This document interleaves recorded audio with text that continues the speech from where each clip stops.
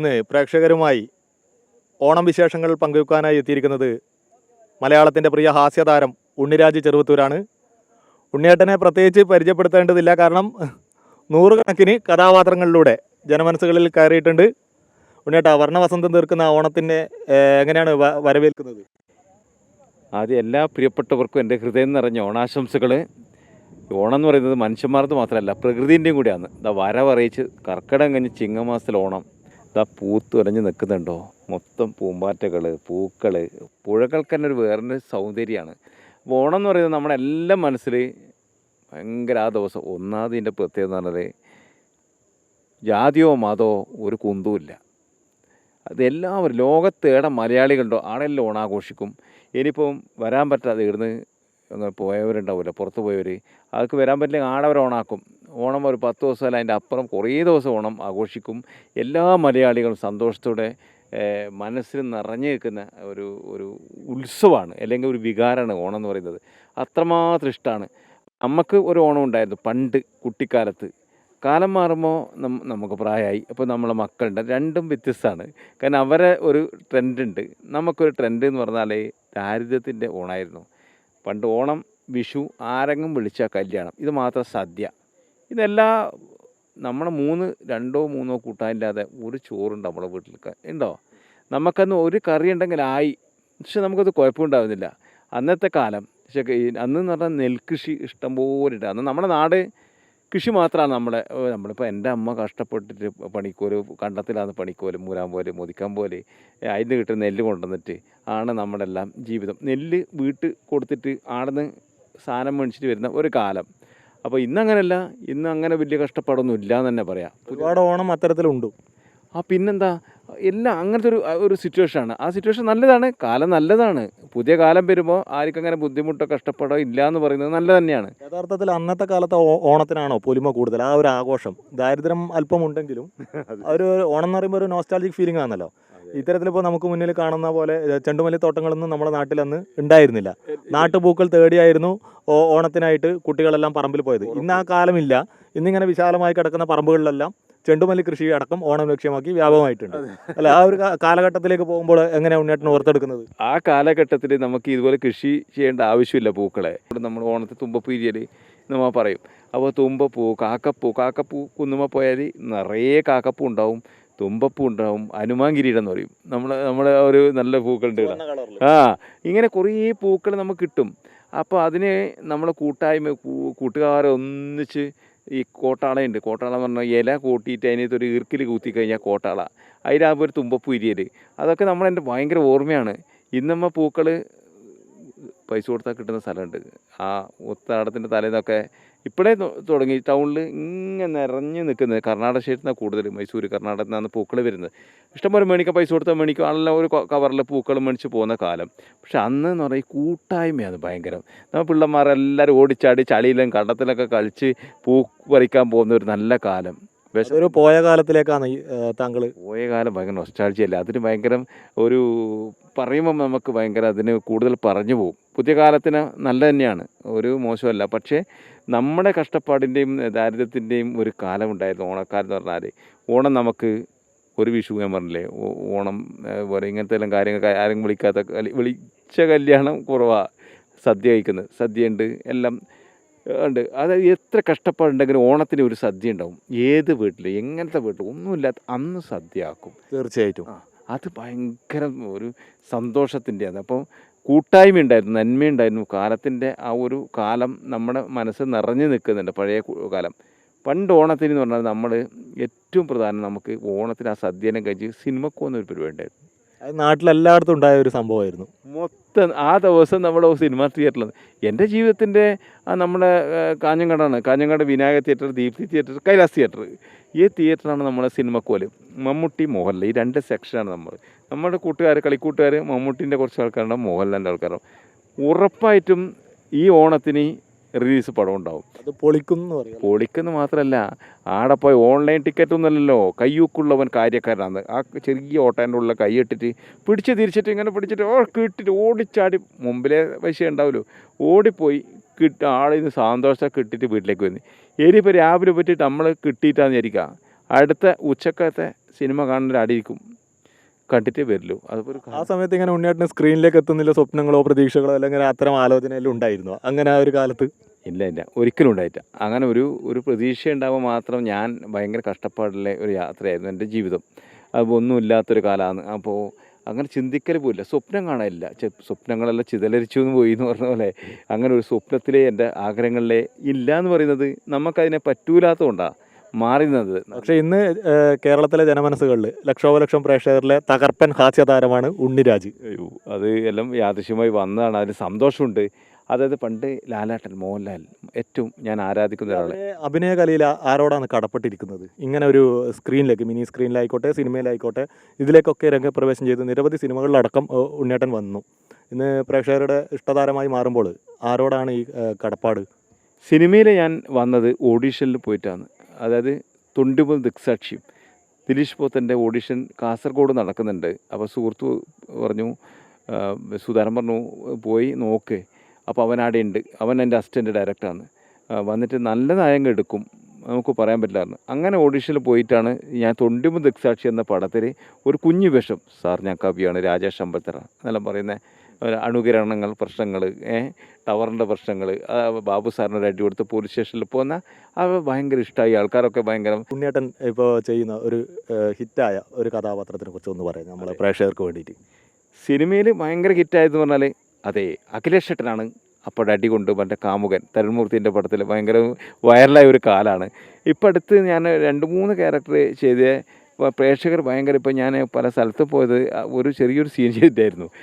ലോകകപ്പിന് ഇങ്ങനെ കൊട്ടുപിരി കൊള്ളുന്ന സമയം ഭയങ്കരമായിട്ട് പിന്നെ മെസ്സി, പിന്നെ അങ്ങനെ ഒരുപാട് മറ്റേ ക്രിസ്ത്യാനോ റൊണാൾഡോ, നെയ്മർ, ഇങ്ങനെ ഓരോരോ പോസ്റ്ററെല്ലാം മൊത്തം വരുന്ന സമയത്ത് ഒരു എപ്പിസോഡിൽ ഞാൻ ക്രിസ്ത്യാനോ റൊണാൾഡോക്ക് വേണ്ടിയിട്ട് വഴിപാട് നേരാൻ വേണ്ടി പോകുന്ന ഒരു രംഗമുണ്ട്.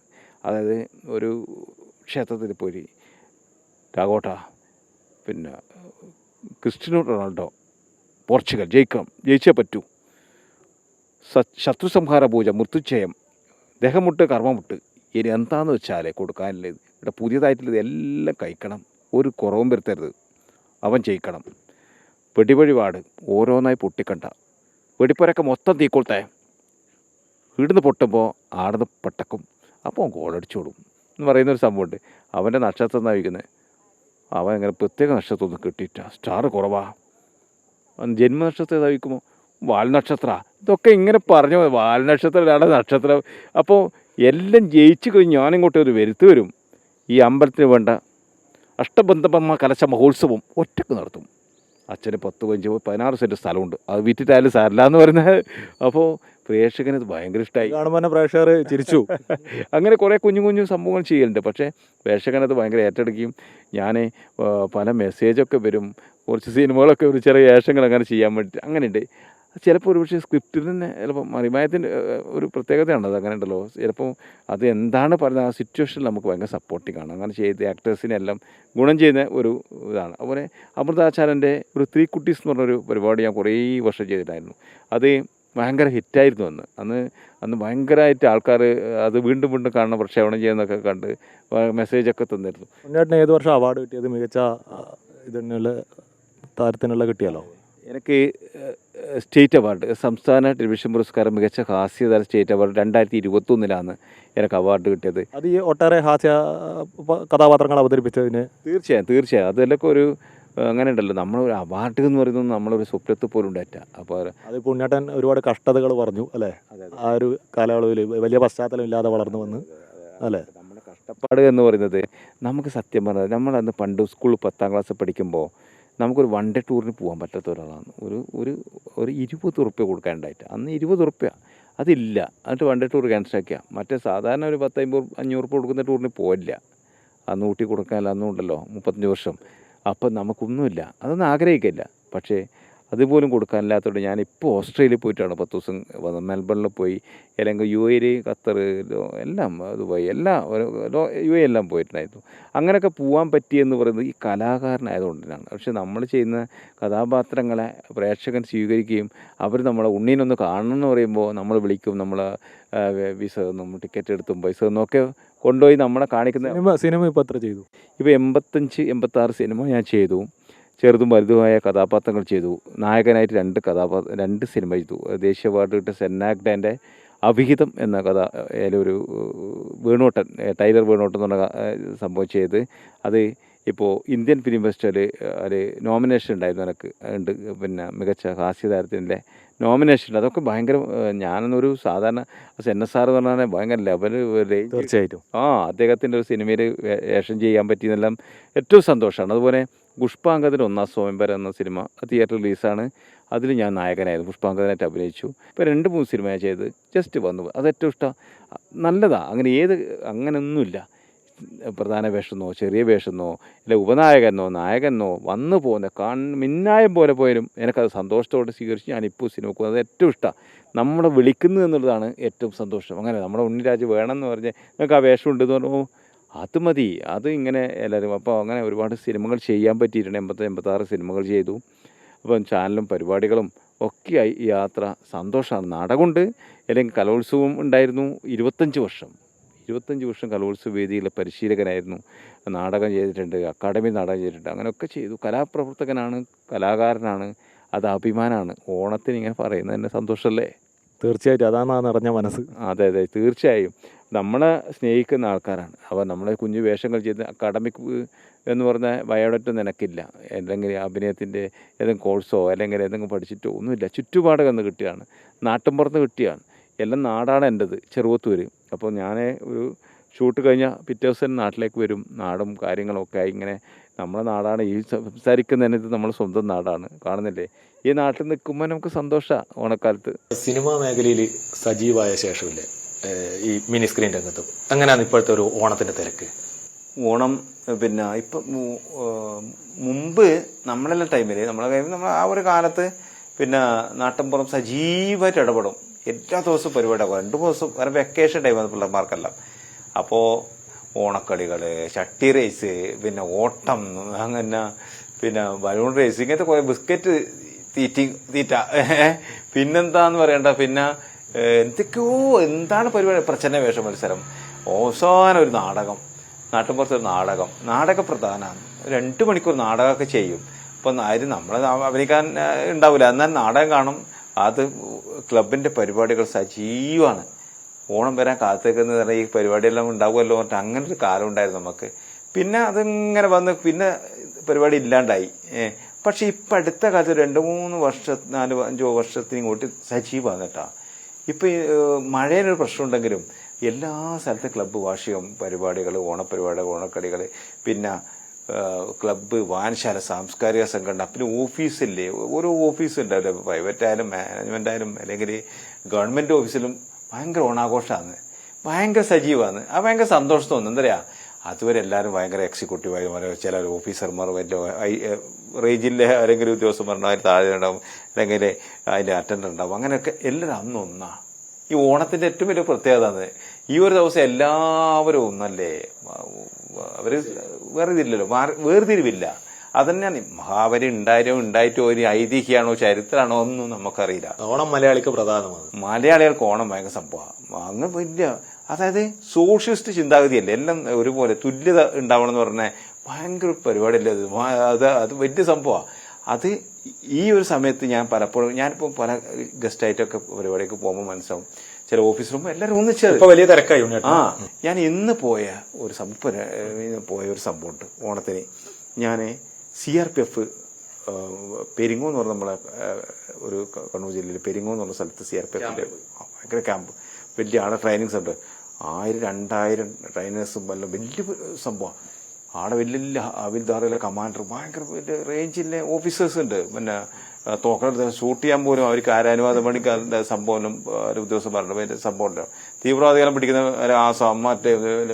അപ്പൊ ഞാൻ പോയപ്പോൾ മനസ്സിലാന്നേ, അവിടെ 1000-2000 ആൾക്കാർ കുടുംബങ്ങളായിട്ട് ഒന്നിച്ച് അവര് ഹിന്ദി അല്ലെങ്കിൽ തമിഴ് എത്ര ഭാഷ പലരും വരുന്ന ട്രെയിനിങ് സെന്ററിലേ.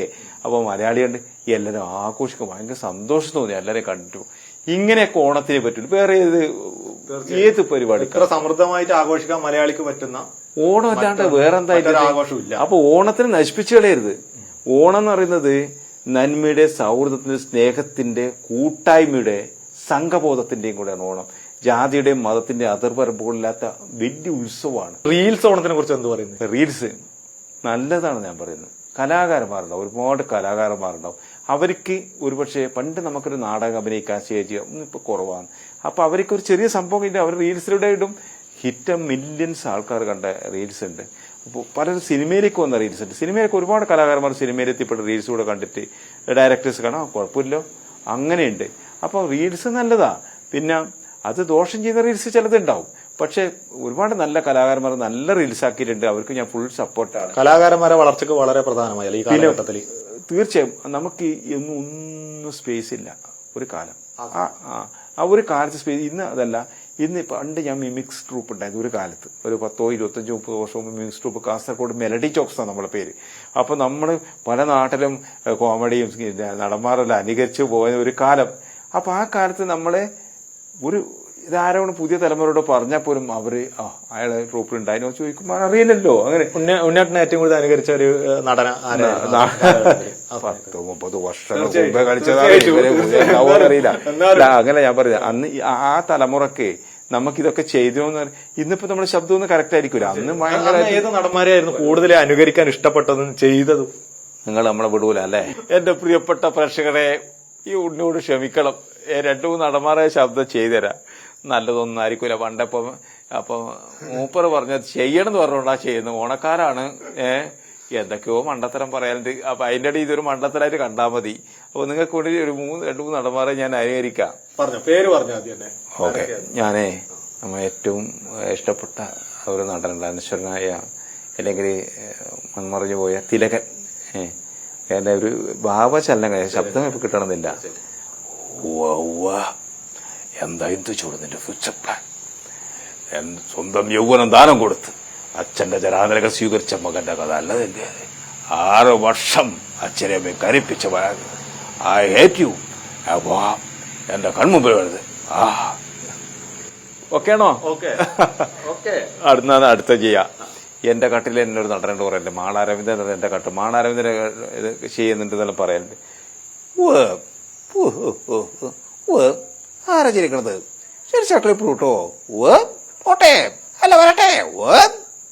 അതെ എന്താ ശബ്ദം മാത്രം കുറച്ച് കളിച്ചു തന്നേറ്റു. ഒരാളെ കൂടി പാടല്ല. ഞാൻ കൊച്ചു പ്രേമൻ. വേണ്ട കേട്ട് ആരാ സിമ്പലടിച്ചത്? ഇവിടെ കഥാപ്രസംഗമുണ്ടോ? സൂസിയാടോ? സൂസി മതിയോ? മതി. പ്രേക്ഷകര് തൃപ്തിപ്പെട്ടു. പ്രിയപ്പെട്ട പ്രേക്ഷകരോട് പറയാനുള്ളത്, ഞാനത് എന്തെങ്കിലും ചെയ്യേണ്ട ഒരു പാട്ട് പാടാൻ എനിക്കറിയില്ല. നാടകം കളിക്കും, അതിപ്പോ ഇങ്ങനെ അവതരിപ്പിക്കാൻ പറ്റില്ലോ. അപ്പൊ പ്രേക്ഷകൻ പറഞ്ഞപ്പോ ചെയ്തൂന്നേ ഇല്ലോട്ടാ. നമ്മളെ പ്രേക്ഷകർക്ക് എന്താ പറയാനുള്ളത്? ഇപ്പോ ഈ പ്രേക്ഷകരോട് പറയാനുള്ളത്, നമ്മളെ പ്രേക്ഷകരാണ് ഒരുപക്ഷെ ഉണ്ണി എന്ന് പറയുന്നത് ഈടെ ഇങ്ങനെ എത്തിച്ച് നിൽക്കുന്നതൊക്കെ പ്രേക്ഷകൻ മാത്രമാണ്. പ്രേക്ഷകൻ എന്ന ഒരു സപ്പോർട്ടുണ്ട്. ഏടെ കണ്ട റെയിൽവേ സ്റ്റേഷനിൽ ഒരുപാട് കാലം കിടന്നുറങ്ങിയിട്ടുണ്ട്. അങ്ങനെ നമുക്ക് റൂം എടുക്കാനൊന്നും പൈസ ഉണ്ടാവില്ല. 10, 25, 28 വർഷം കലോത്സവ വേദിയിൽ യാത്ര ചെയ്യുമ്പോൾ നമ്മൾ അടുത്ത് നിന്ന് അടുത്തേക്ക് പോകുന്ന പല ജില്ലകളിലും പോകുമ്പോൾ റെയിൽവേ സ്റ്റേഷൻ, ഷൊർണൂർ റെയിൽവേ സ്റ്റേഷനൊക്കെ കിടന്നുറങ്ങി രാവിലെ അവിടെ നിന്ന് തന്നെ ഫ്രഷ് ആയിട്ട് പോകുന്ന ഒരു കാലം ഉണ്ടായിരുന്നു. ഒന്നുമില്ല, ആ ഉണ്ണി തന്നെയാണ്. അന്ന് പല സ്കൂളിലും ബെഞ്ച് അടുപ്പിച്ച് വെച്ചിട്ട് അവിടെ കിടന്നുറങ്ങും. നമുക്ക് റൂമൊന്നും തരില്ല. അപ്പോൾ പഠിപ്പിക്കാൻ പോയി രാവിലെ എണീച്ചിട്ട് അവിടെ തന്നെ ബാത്റൂം ഉണ്ടാവും, കുട്ടികളൊക്കെ ഉപയോഗിക്കുന്നത്. അവിടെ തന്നെ കുളിക്കുമ്പോൾ എന്തെല്ലാം റെഡിയാക്കിയിട്ട് പിന്നെ അവിടെ പഠിപ്പിച്ച സ്റ്റേറ്റിലൊക്കെ 20 കൊല്ലം തുറച്ച് സംസ്ഥാന സ്കൂൾ കലോത്സവത്തിൽ സമ്മാനം മേടിച്ചു കൊടുക്കാൻ പറ്റിയിട്ടുണ്ട്. ഒരു കലോത്സവ വേദിയെ നമുക്ക് മര്യാദക്ക് ഒന്നിനും പങ്കെടുക്കാൻ പറ്റിയില്ല. ആ കാലത്ത് നമുക്കൊന്നും ഇല്ലാത്തതുകൊണ്ടോ എന്തോന്നറിയില്ല, ഇല്ല. അപ്പം അങ്ങനെ വന്നതാണ്. അപ്പോൾ പുതിയ രീതിയിലും പുതിയ കാലത്തും ഇങ്ങനെ യാത്ര ചെയ്യുമ്പോൾ നമുക്ക് സന്തോഷമാണ്. കലാകാരനായിട്ട് യാത്ര തുടരുന്നുണ്ട്. കാരണം ഒരു ഗവൺമെന്റ് ജോലി കിട്ടിയ പോലും ഞാൻ മാറ്റിവെച്ച് ഞാൻ ഈ കലയിലേക്ക് യാത്ര തുടർന്ന് നിങ്ങൾ തരുന്ന സ്നേഹമാണ്. വേറെ ഒരു അക്കാഡമിക് ബയോഡാറ്റ ഇല്ലാത്ത ഒരു പാവ ഉണ്ണിയാണ്. അപ്പോൾ അതെന്നും കൂടെ ഉണ്ടാവണം. അത്രയാണ് ഈ ഓണക്കാലം നല്ല നല്ല ഓർമ്മകളാണ് നമുക്കുള്ളത്. അല്ലെങ്കിൽ പുതിയ കാലത്തിലേക്ക് യാത്ര ചെയ്യുകയാണ്. ആ യാത്രയിൽ എല്ലാവരും ഒന്നിച്ച് സ്നേഹത്തോടെയും സൗഹൃദത്തോടെയും അല്ലെങ്കിൽ നന്മയുടെയും ഐശ്വര്യത്തിന്റെയും സമൃദ്ധിയുടെയും എങ്ങനെ യാത്ര ചെയ്യുക. അതുപോലെ മതമോ ജാതിയോ ഒന്നും ഓണത്തിന് ഇല്ല. എല്ലാ മനുഷ്യരെല്ലാം ഒന്നാണ് എന്ന് കാണിക്കുന്ന നല്ല ഒരു ചിന്ത അതെന്നും തുടരട്ടെ. ഈ നമുക്ക് യാത്ര തുടരുമ്പോൾ എന്തും കൂട്ടായ്മയോടെ സ്നേഹത്തോടെ യാത്ര തുടരാമെന്ന് മാത്രമാണ് പറയാനുള്ളത്. എല്ലാ പ്രിയപ്പെട്ടവർക്കും അല്ലെങ്കിൽ അമൃത ചാനലിന്റെ പ്രിയപ്പെട്ട പ്രേക്ഷകർക്ക് എന്റെ ഹൃദയം നിറഞ്ഞ ഓണാശംസകൾ നേരുന്നു.